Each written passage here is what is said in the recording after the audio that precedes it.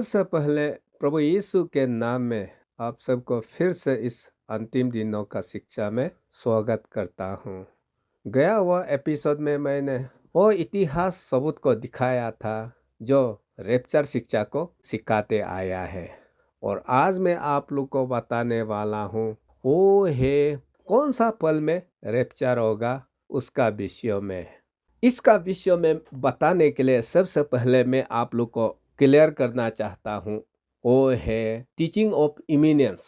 इस शिक्षा का मतलब यह है कि प्रभु यीशु किसी भी वक्त रेप्चर करने के लिए आ सकता है बिना साइन का, और ये सब चीज को बड़ा बड़ा बाइबल टीचर लोग बता रहा है कि रेप्चर होने के लिए एंड टाइम का साइन जरूरी नहीं है। यीशु कभी भी किसी भी वक्त इतिहास में आ सकता था और आज भी आ सकता है कहते हुए ये लोग सिखाया जा रहा है। तो क्या ये कभी भी किसी भी वक्त यीशु आ सकता है बिना एंड टाइम साइन शुरू किए हुए, ऐसा बाइबल में लिखा है क्या? वो हम लोग देखेंगे। जब चर्च एज पहला शताब्दी में शुरू हुआ था, उन लोगों का विश्वास क्या था यीशु का आने को लेकर? मैथ्यू चैप्टर 24 वर्स 2 और 3 को आप देखिए। एक बार प्रभु यीशु ने अपना चेलों को लिए हुए यरूशलेम मंदिर चला गया, और वहां से फिर निकालने का बाद उसका चेलों ने यीशु से बोला कि मास्टर मास्टर देखिए, ये हमारा यरूशलेम मंदिर कितना शानदार है। ऐसा बोलने पर यीशु जवाब देता है अपना चेलों को, आप जिस मंदिर को मुझे दिखाकर तारीफ कर रहा है, यह मंदिर जैसा है वैसा नहीं रहेगा, पूरा तोड़ फोड़ दिया जाएगा, और जो एक पत्थर दूसरा पत्थर का ऊपर रख कर मंदिर बनाया गया है, वो पत्थर ऐसा रखा हुआ नहीं होगा, सब तहस नहस हो जाएगा, प्रभु बताया। तो चेला लोग सोचा है कि यरूशलेम मंदिर को तहस नहस करना हो अंत का समय होगा, हो दुनिया तबाही का समय होगा, ऐसा सोच कर नेक्स्ट डे में अकेला अकेला यीशु को पूछने के लिए आता है कि प्रभु बताओ, वो जो काल आप मंदिर तहस नहस करने का बात किया गया था वो कब होगा? Tell us when will these things happen, ऐसा पूछा। और फिर पूछा कि आपका लौटने का और इस युग का अंत का चिन्ह साइन क्या होगा, यीशु से पूछता है। तो जाकर आगे यीशु पूरा एक एक अंतिम दिनों का साइन को बताता है। तो यीशु का चेला लोग सोचा कि ये यरूशलेम मंदिर को तहस नहस करना वो दुनिया का अंत होगा सोचा था, और उसी का साथ साथ यीशु जो आगे अंतिम समय का विषय में जितना साइन बोला गया है वो लोग सोचा है कि उन लोगों का समय में होगा सोच कर वो पहला शताब्दी का जितना भी क्रिश्चियंस लोग, पीटर लोग का भी, पॉल लोग का भी, मैथ्यू मार्क लूक, सबका विश्वास ये था कि यीशु उन लोगों का समय में आएंगे और उन लोग का समय में ही इस युग का अंत होगा, सबका ऐसा विश्वास था। इसलिए ये बाइबल वर्स आप नीचे देखिए, फर्स्ट पीटर चैप्टर 4 वर्स 7 में भी, जेम्स चैप्टर 5 वर्स 8 में भी, फर्स्ट पीटर चैप्टर 1 वर्स 20 में भी, फर्स्ट पीटर चैप्टर 1 वर्स 5 में भी, हिब्रू चैप्टर 1 वर्स 2 में भी, एक्स चैप्टर 2 वर्स 16 17 में, और फर्स्ट जॉन चैप्टर 2 वर्स 18 में यहाँ पर पूरा बताता है कि हो पहला शताब्दी में जो लोग क्रिश्चियन था उन लोगों का समय ही अंत समय है, ये लोग विश्वास में था, और उन लोगों का समय में ही यीशु आएगा ऐसा था। लेकिन आगे क्या हुआ? उन लोगों का समय में प्रभु यीशु नहीं आया, उल्टा अपोस्टल जॉन को 95-96 एडी हो जो पहला शताब्दी का अंत आखिरी समय में परमेश्वर उल्टा और दर्शन दिया है कि यीशु का आना भविष्य में होगा और हो जल्द होगा, दिखाया गया। उसको आप रिविलेशन चैप्टर 1 वर्स 1 को देखिए, रिविलेशन चैप्टर 3 वर्स 11 को देखिए, रिविलेशन चैप्टर 22 वर्स 6 को देखिए, रिविलेशन चैप्टर 22 वर्स 7 को देखिए, रिविलेशन चैप्टर 22 वर्स 12 को देखिए, रिविलेशन चैप्टर 22 वर्स 20 को देखिए। तो ये सब में तो पतमोस आइलैंड में जॉन को परमेश्वर ने दर्शन देकर कहा कि मैं जल्द आ रहा हूँ, आई एम कमिंग सून, वो बोला वाला को लेकर। तो ये जो टीचिंग ऑफ इमिनेंसी जो है, यही कहता है कि बिना एक भी साइन शुरू किए हुए यीशु आ सकता है। कहने का मतलब ये कि यीशु तो 1000 एडी में भी आ सकता था, 1500 एडी में भी आ सकता था, और वो जो इजराइल देश जन्म होने से पहले 1948 उससे पहले भी आ सकता था। ऐसा वो टीचिंग से निकल के आता है, जो कि बिल्कुल ऐसा नहीं है। तब तो रैप्चर कौन सा समय में होगा, कौन सा पल में, कौन सा मोमेंट में होगा, उसको हम लोग को प्रभु साइन का साथ लिखा गया है। आप रिविलेशन चैप्टर 2 वर्स 10 में देखिए, ये जो भविष्यवाणी का ऊपर जितना भी रिविलेशन किताब में लिखा गया है, उसको खुल दो, सबको पढ़ने दो, सबको लिखने दो, क्योंकि समय नजदीक है, यहाँ लिखा है। ये तो अंतिम समय का विषय में जो साइन लिखा गया है, वो सबको तो पढ़ने लिखने के लिए बोला गया ना।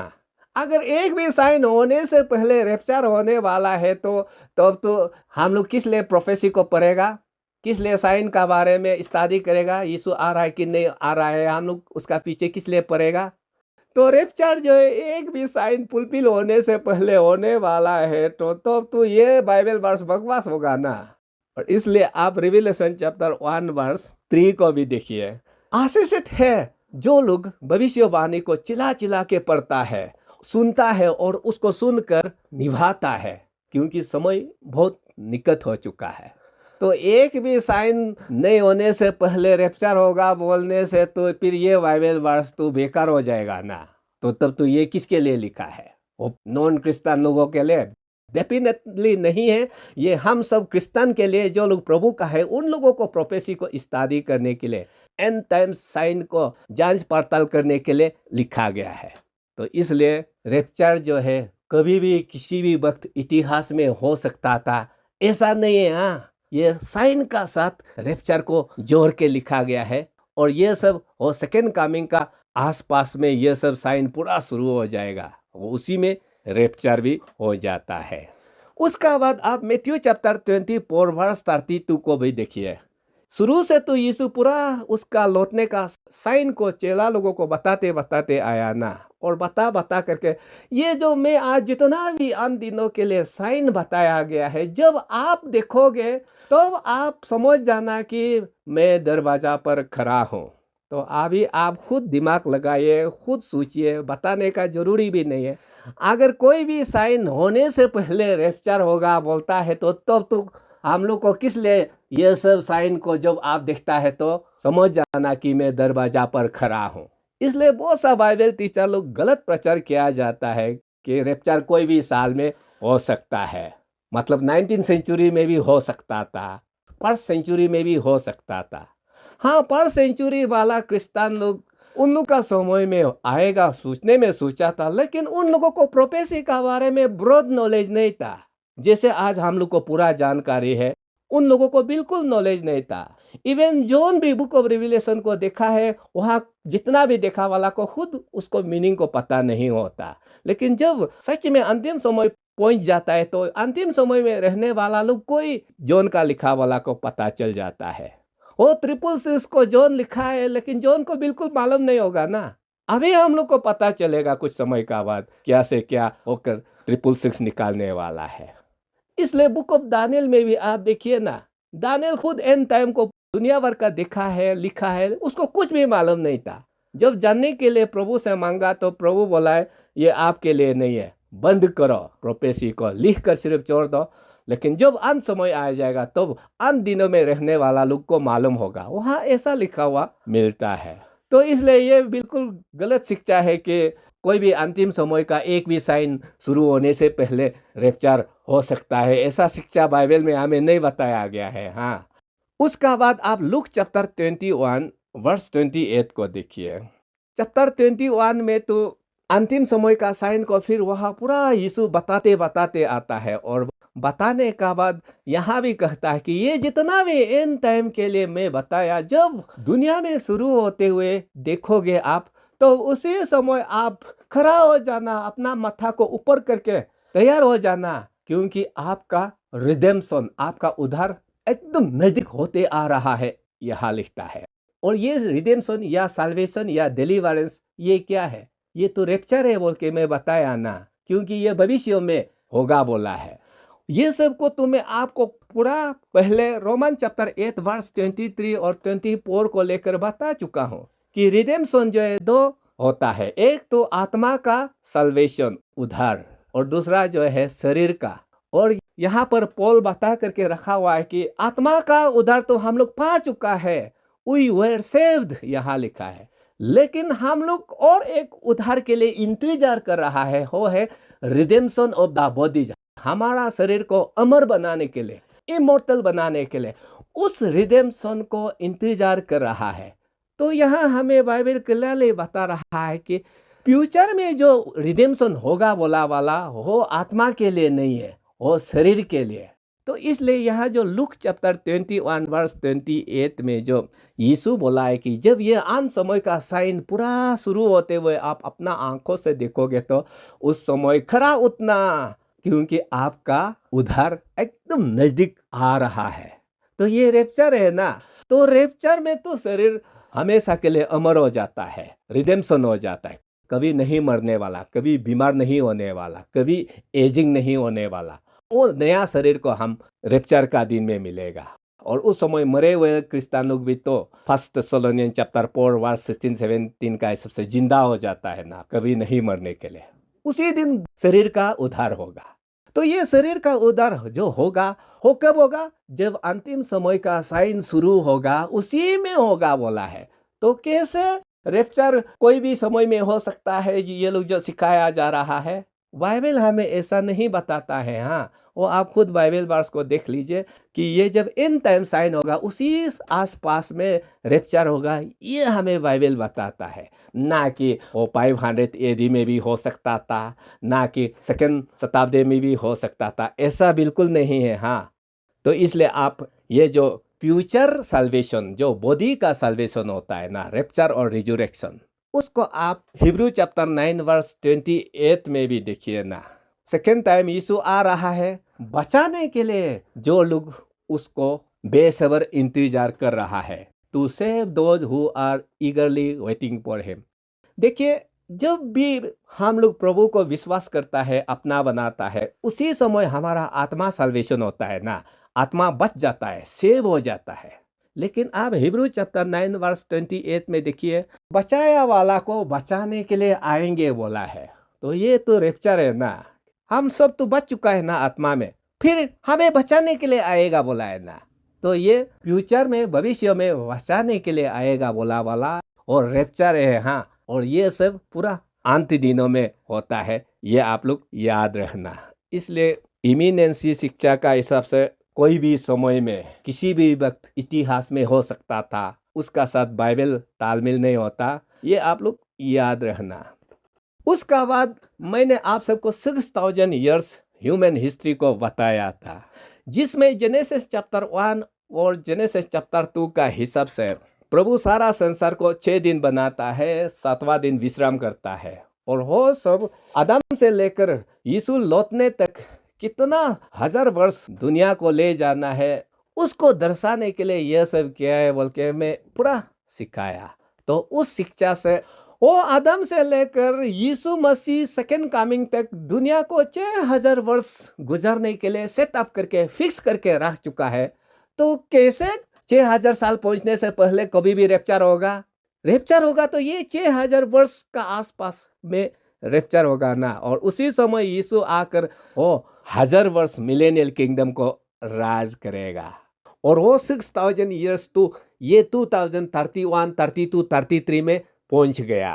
तो इसलिए तो ये आसपास में अभी रैप्चर होने वाला है। तो इसलिए आज से आप लोग ये समझ जाना कि रैप्चर जो है कभी भी किसी भी वक्त इतिहास में हो सकता था, वो बिल्कुल नहीं है। हाँ, लेकिन आजकल तो कभी भी किसी भी समय होने वाला है, क्योंकि एंड टाइम साइन इतना हो रहा है। और एकदम ग्लोबल न्यूक्लियर वॉर के लिए Europe, America, China, Russia, Iran, Israel सब रेडी है ना। वो लोग सब सोचता है कि कोई एक पागल स्विच टिप दे, उसका बहाना में सब चालू करने के लिए। तो इसी समय में तो रैप्चर होगा, आप लोग हमेशा तैयार रहना। तो इसका विषय में तो वो Bible clearly exact rapture moment कहाँ होगा, बाइबल लिख के रखा हुआ है, वो है escape of the end time judgement. वो उसको आप लुक चैप्टर 21 वर्स 29 से लेकर 31 तक देखिए ना, और उसका बाद वर्स 36 को भी देखिए। यहाँ पर यीशु कहता है ना, अंतिम समय का जितना भी साइन आपका सामने होते हुए देखोगे तो आप वर्स 36 में देखिए, आत्मिक का हिसाब से जाग कर रहना, प्रार्थना में लगे रहना, ताकि बच सके वो तबाही से, वर्ती टू एस्केप। और ये वर्ती टू एस्केप वाला ये रैप्चर है बोल के मैंने बताया ना आप सबको। और बचकर कहाँ जाएंगे? प्रभु यीशु का सामने खड़ा होना है, यहाँ लिखा है। तो उसका बाद फर्स्ट थेसलोनियन चैप्टर 5 वर्स 1 से लेकर 3 तक आप देखिए।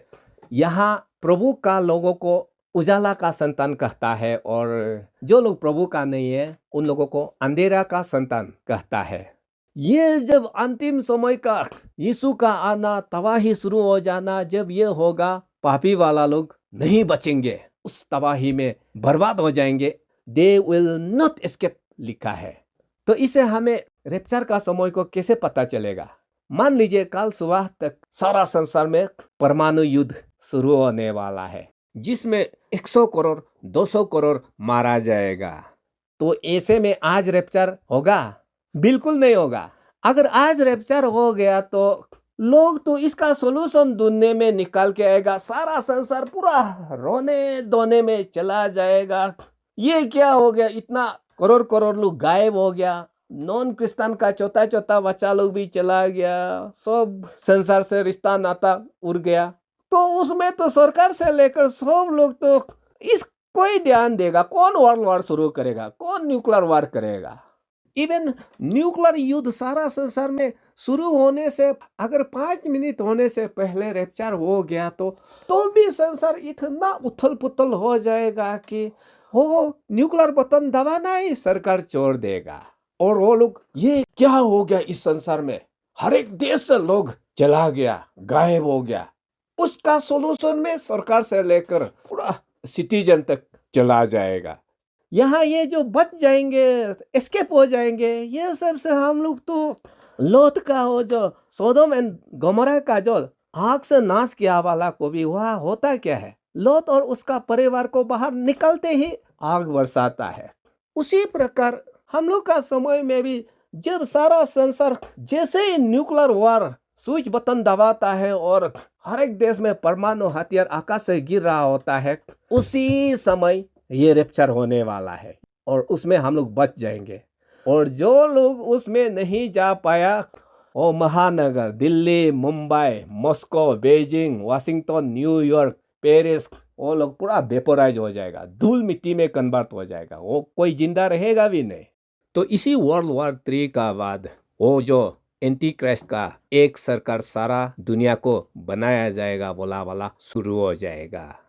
तो इसलिए हमें हमेशा अभी तैयार रखना है, हमें अभी सल्वेशन को एश्योर करके रखना है, क्योंकि ग्लोबल न्यूक्लियर वॉर ये लोग सितंबर तक शुरू करने के लिए ये लोग बात कर रहा है, नहीं तो 2026 ऐसा। और मैंने आप सबको बता चुका हूँ कि जब रैप्चर होता है तो कोई भी साल का सितंबर महीना जो रोश हसाना त्योहार होता है, उसी में रैप्चर होता है, जिसका दिन और घड़ी पता नहीं होता। लेकिन आप लोग न्यूज को देखिए, ग्लोबल न्यूक्लियर वॉर सच में होने वाला है ना नहीं है, आप खुद चेक करके अपना आत्मिक लाइफ को तैयार कर लीजिए। ये सब तो पहले से मैं समझाते आया हूँ कि ये 2021 और 2030 का बीच में न्यू वर्ल्ड ऑर्डर लोग वर्ल्ड वॉर 3 को कराना है बोलकर योजना का साथ किया गया है, मैं बता चुका हूँ। तो ये सब बताने का बाद भी दुनिया का चिंता में व्यस्त हो रहा है, तो आप और प्रभु जाने, उसमें मेरा कोई लेना देना नहीं है। मुझको लोगों को आगाह करने के लिए, वार्न करने के लिए इस संसार में जन्म दिया है, और मैं पेट पुले आज कर रहा हूँ। बाद में मेरा ऊपर प्रभु का तरफ से कोई हिसाब किताब नहीं होगा, क्योंकि मैं सब कुछ बता चुका हूँ। तो नेक्स्ट में मैं आप सबको बताने वाला हूँ, वो है इस युग का जो आखिरी रोना धोना सारा संसार में होगा, और इस युग का सबसे हाईएस्ट ऑटोमोबाइल एक्सीडेंट जो होने वाला है, उसका विषय में मैं बताऊंगा। तब तक के लिए प्रभु आप सबका साथ बना रहे। धन्यवाद।